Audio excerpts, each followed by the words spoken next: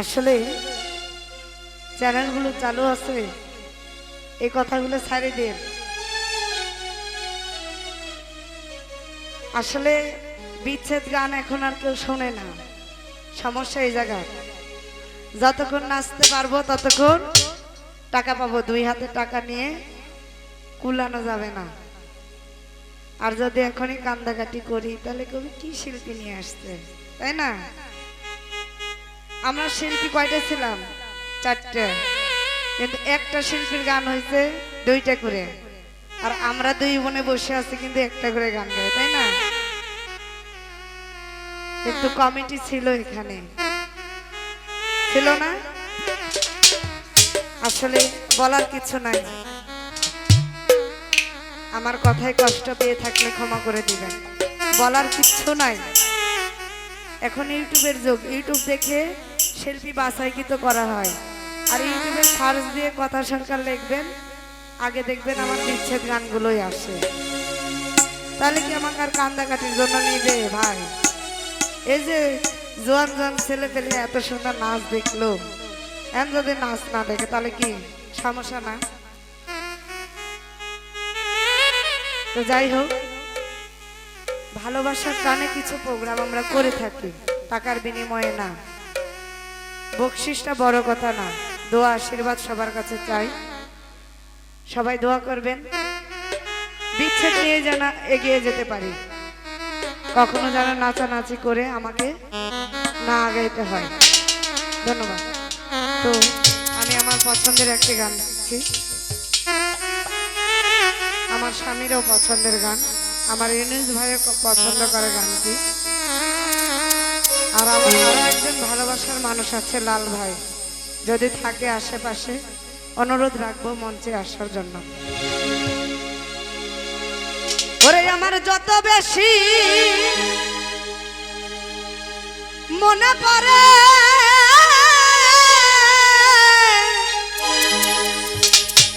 আশাদুল ভাইরে, তত আখি ধরে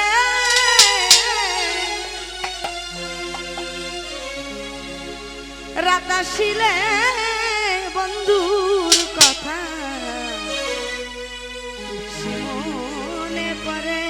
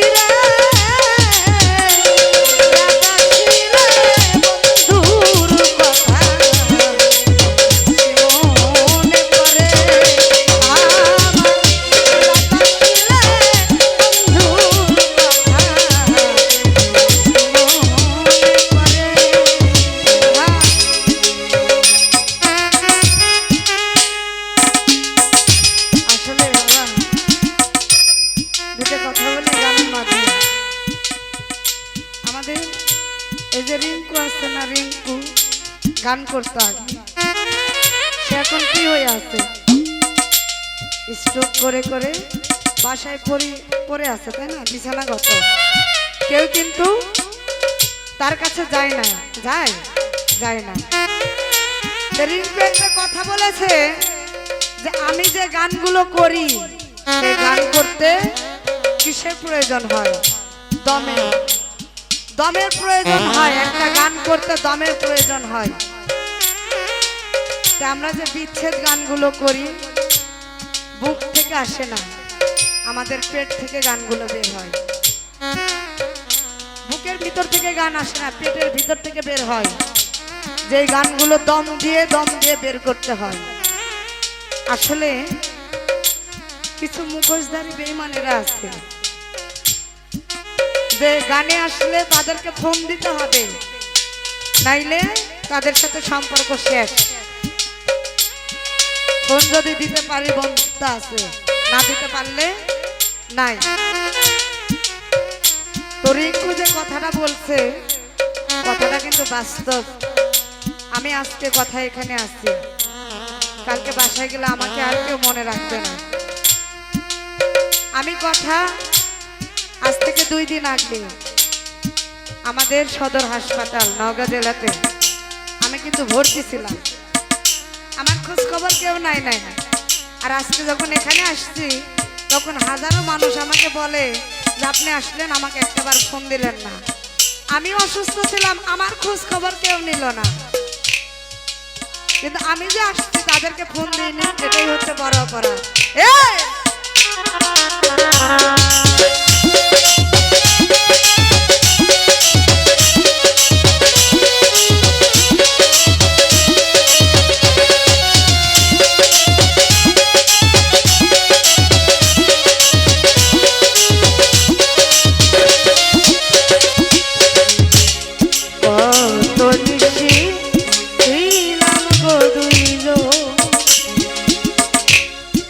তুমি কোথায়, আমি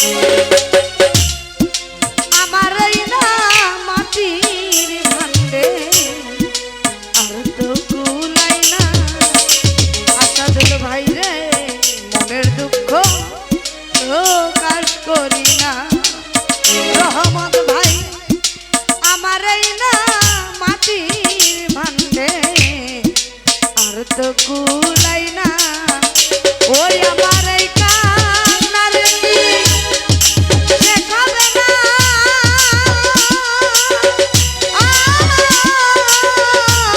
হাই লতিফ সরকারে আমার